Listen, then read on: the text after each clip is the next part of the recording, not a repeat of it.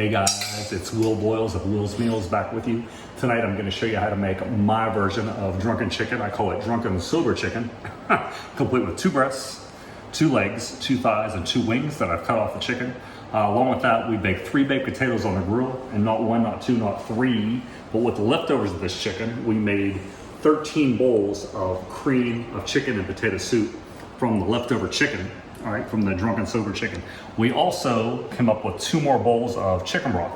And when you think about the money you save with chicken broth, just the chicken broth alone that you buy at the grocery store almost pays for this entire meal, to include these vegetables. Want to find out how you can make all of this for $10 or $12, depending on how many ingredients you already have at the house? Let's get started.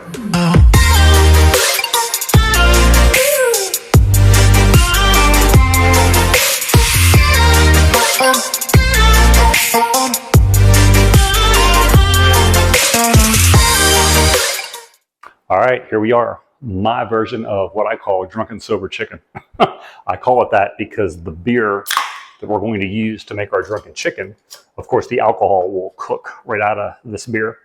You'll notice I have 2 chickens there, and I have 2 containers for the beer. This is Orion, by the way. I don't get paid. They don't sponsor me. They probably should, but they don't. This is a local Okinawa Japanese beer. So I got a half the can in here. There'll be another half here. And I'm going to show you how to do 1 chicken in the oven and 1 out on the grill outside. We'll go outside and I'll show you on the grill. We're going to have baked potatoes and vegetables with it. We'll have the vegetables going later. Okay. So my way of flavor injecting the chicken, I use a cup like this that I got for free. It was attached to a like one of those grape juice wine bottles, something like that, sparkling grape juice or something for New Year's Eve. And the way the chicken is going to set on our cans here, this one in the oven, this one on the grill, it's going to set up like that. Okay, and that is the same way I like to flavor inject the chicken. I'll turn the chicken breast closest to you and just tip that over so it doesn't fall. So then we'll go ahead and you can see why I use this type of glass. Okay, I've got some seasoning in there too. All right, so then we're going to go to 1 chicken breast. Okay, so that's fattening up. Got a good, that's melted butter, if I didn't tell you, just a good dose of melted butter. See that other chicken breast is fattening up. And now let's see if from here, without tearing up our skin, if we can get through to the thigh and the leg there. All right, see that going into the thigh. Now let's move over, I feel like a surgeon. Of course, I wish I was that skilled. Hitting the leg bone, here we go. I'm getting some into, a little bit further, into the leg. All right, now let's just go to the other side here, and we're going to get this thigh. Try not to pierce the skin, trying to keep the skin together for flavor's sake. Okay, 1 thigh, and let's get that into that leg muscle here. Here we go. There we go. All right, so this one for the most part is seasoned up with the flavor injection. We'll put some more seasoning on the outside. Let's just get to our other one here. Might need a little bit more butter, it would appear. That's about 1.25 sticks of butter is what I have in there. Okay. Once again, here is our chicken breasts. My butter's running out. Let's get 1.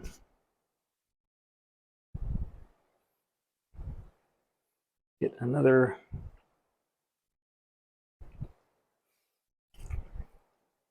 Let's get down into the, was I doing that right? Let's get, no, definitely gonna need more butter. This is ripped anyway. Let's get down into the thigh bone's connected to the leg bone. There's our thigh. Let's get it into our leg. There we go. That went right in the leg. A little bit more for the other side. All right, turns out we had about a right butter. I got this a little crossed up at first. Apologize for that. Okay, we're down in the thigh. And let's get the rest of this down into the leg. There we go. All right, pretty good deal. The rest we'll just pour on and rub on. And once we have that all rubbed on, we're going to go with my trusty handy dandy Mrs. Dash chicken. seasoning. And just like the Orion beer, believe it or not, as much as I talk about this Mrs. Dash chicken seasoning, they do not pay me for this, Mrs. Dash. Again, they should, but they don't. Nah, kidding, of course. Didn't get a lot of butter on this side, so let's pop some olive oil spray on there. Helps our seasoning stick. Go ahead and season that up. Okay, and this is the one that's going to go on the grill. So with our half a can of beer in here, we're going to lubricate this all up because it's tough to get off. Believe it or not, it really is. Make sure we season inside the carcass there. Hit it again so it comes off the can a little easier. That's why we're hitting there. That's why we're hitting it inside there. Okay, so in no time at all, we are very seasoned up. Now these are those $5 chickens I tell you about. So these cans are a little big for a $5 chicken. Did I get the other side of this? Get some of this good butter. Here, this one's going to be one of the ones going in the oven. Okay, get it buttered up. So no olive oil on this. This will be butter, but we will generously get our chicken seasoning on here. Flip it over. I don't know why this one I keep getting mixed up on this. All right, and once again, we're going to want to season the inside of the carcass, plus get that olive oil spray in there so it's easy. Makes it easier to come out of the can when it's done. All right, same with our actual beer can. Let's get it butter sprayed up so it'll pull off the can easier. And away we go. Oh, sorry. All right, now if you do that at home, don't feel bad because you see what I just did. Again, these are smaller, but they're only $5 and some cents a piece. That makes it easier, right? To not waste our seasoning here. Let's gather this up real good. Okay, I've got seasoning, butter, olive oil. I'm gonna massage this up so it's not a stressed out chicken. Like I was saying, I got seasoning, olive oil, butter on my hands, which I don't want all over the handle to my oven. So excuse me, Ruby, my trusty dog. This is one going in the oven at 400 degrees here. All right, now like I said, with it, we're gonna have some baked potatoes along with our chicken. All right, if you're watching before, I told you we're a family of 3. So these are fairly small. We're not huge baked potato eaters. So we're gonna rub some good olive oil on that. Still have butter on my hands as well. And I'm going to salt this up good with our aluminum foil. So salt and olive oil with the shiny side of the foil facing the potato. I'm gonna roll that up. I'm going to show you to actually set this on the coals of the grill itself. Okay, not just on the rack where our Drunken Sober chicken is going to go, but we're going to actually set these down in the coal and they cook up really good. But I feel like you'll have to check them to make sure we don't overcook these potatoes. All right, can't remember if I rubbed that one in or not, the salt. All right, if you remember from Will's Baked Butter Fried Chicken, several times with the knife, not once, but several times around the knife, because you want that potato cooked all the way through. I tell you that because what they used to say is only poke it one time, let poke it one time. No, several pokes in your potatoes to make sure it gets cooked all the way through. All right, we're going to stop it here and go outside to the grill. So I will see you outside. All right, so here we are. I got my charcoal all heated up for you. Obviously started that before we started filming.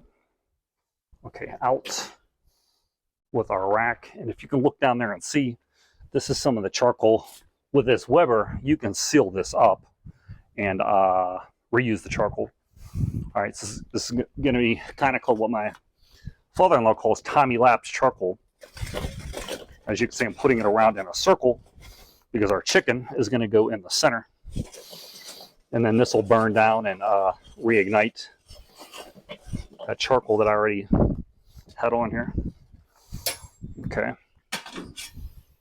Let me just, oh man, sorry. If there's any germs on the ground, the charcoal will burn them off. I'm going to spread this around just to get a little closer to the edge. If you're a grill person, I've got the bottom holes wide open. I got the top wide open. And again, this is only supposed to take about an hour, hour and 5 minutes. Okay, the baked potatoes will probably be done before that. Here's what we're going to do. On the thickest side, we're going to take our potato and put them right up next to the coal, like this here. On the foil's thickest side, where we wrapped it around, as to not damage the potato. You know, I said this thing will be done in about an hour. Obviously, you got to come out about to be safe, every 10 or 15 minutes and turn those potatoes. How you'll do that with a grill like this is tricky, putting this thing on. This has a, this particular grill grate has a little lift on it. I'll show you. And you can lift this up. I'll be able to get in there with tongs and turn those potatoes. Okay. I say I will. Yeah, get this a little closer, because the chicken's gonna be on there. I'm not gonna want to have to move this. So again, as we get closer, I'll use the tongs. Okay, with my silicone gloves, I can shut that. And I'm gonna take my drunken chicken that will soon be sober, pop it in the center with charcoal all the way around it. You see? Pop our lid on with the holes wide open. And I'm going to come out about every 10 minutes and turn those potatoes. It won't take long because the potatoes are small and they're right on those very hot coals. Okay. And about an hour from now, we're going to have chicken off the grill, baked potatoes, and some green beans. It's a green bean mixture. All right. I'll see you soon. All right. Here we go with our vegetable for tonight. I showed you the chickens and the baked potatoes. This is going to be, what's this, Prince Charles blend vegetables? Okay, Freedom's Choice at a military commissary is kind of like your great value at Walmart. We're going to put these in this steamer. I've got water in the bottom.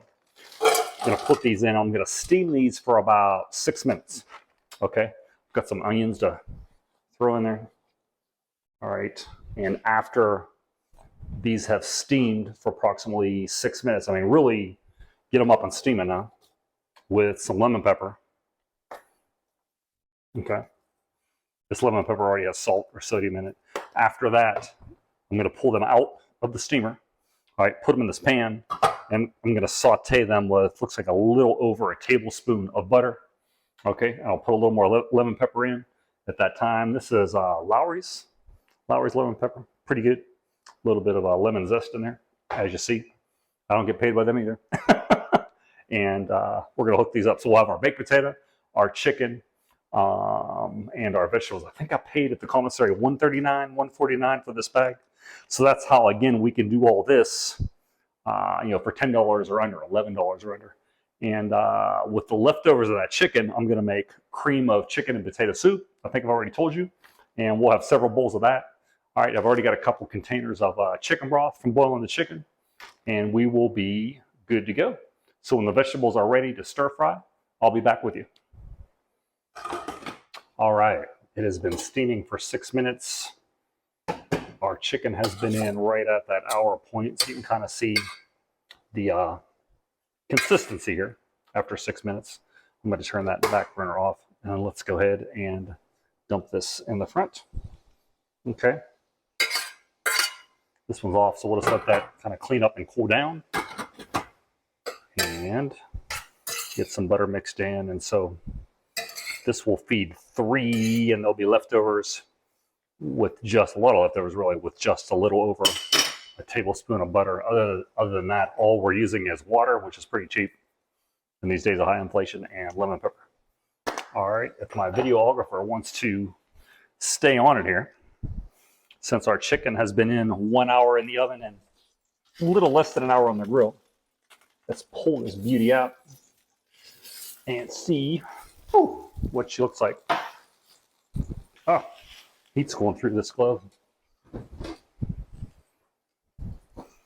All right, where you want to check the temperature is you want to get inside the thigh of the chicken.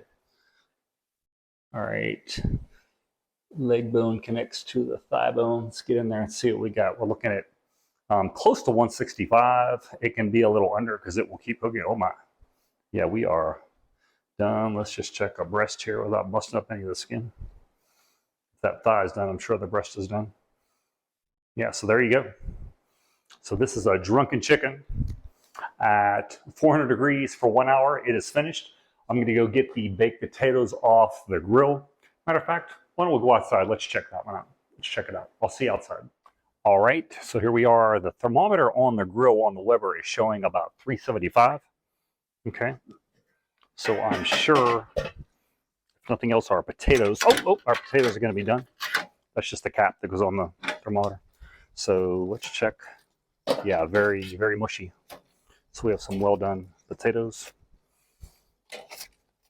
Looking like, I'm just guessing, this may need a couple more minutes. But let's check and see. I don't know if I told you earlier, but the reason why I'm doing 2 chickens. One, to finish up the chicken, the whole $5 chicken, Will's Meals. So one's going to be for dinner. The other, I'm going to chop the whole thing up and make chicken salad out of it. And chicken salad sandwiches don't last long in our house. Now, you're not supposed to check the chicken breast, but just to see, I'm going to check out where we're at. And just like it looks, it is not as hot as the chicken inside. So I will probably go ahead and get that one inside carved up. Yeah, I'm not even going to check the thigh. I would say this one's probably going to need about another 10 minutes.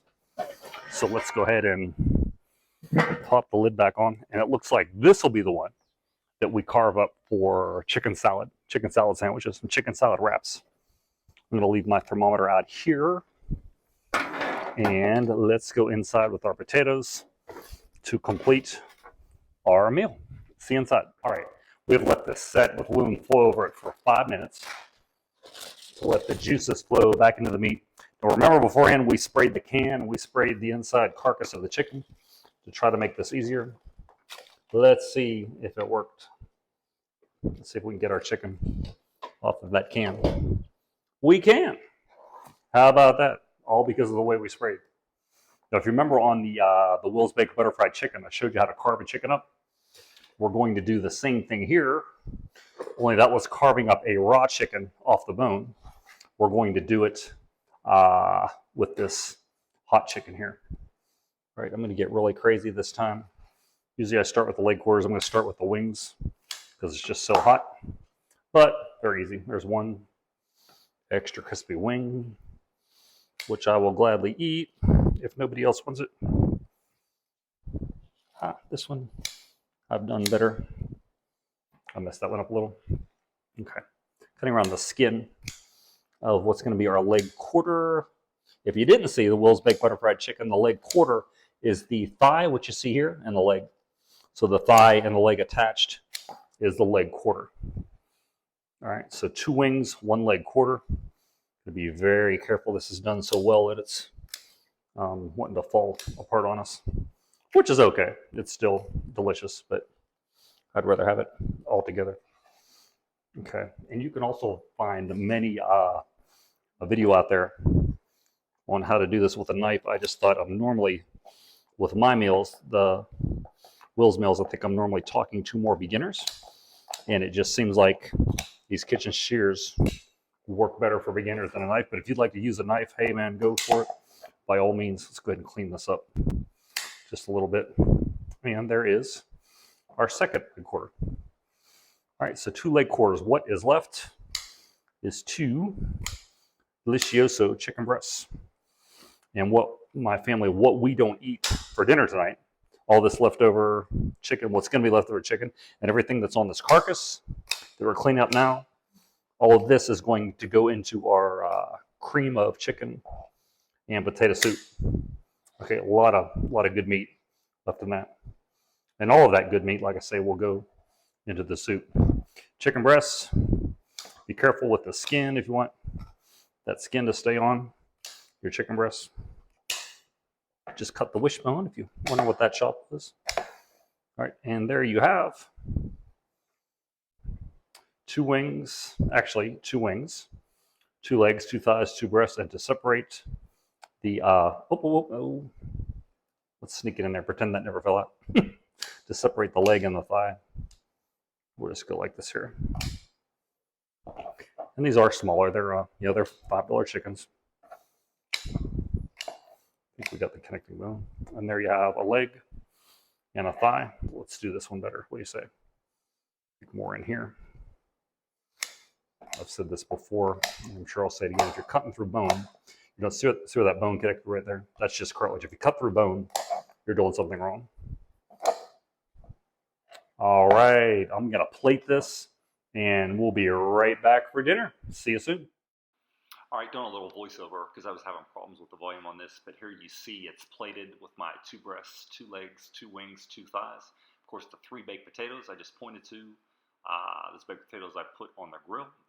That being dropped on the counter's clean, don't worry. I think I paid $1.39 for them. So there's a full meal, and the leftovers for this meal and the carcass will be what we use to make our cream of chicken and potato soup. Would you like to have prayer with me? Dear Lord, thank you for this bounty. We pray that the nutrition in this food will give us strength to better serve you. In Jesus' name, amen. Thanks, and we'll see you next time.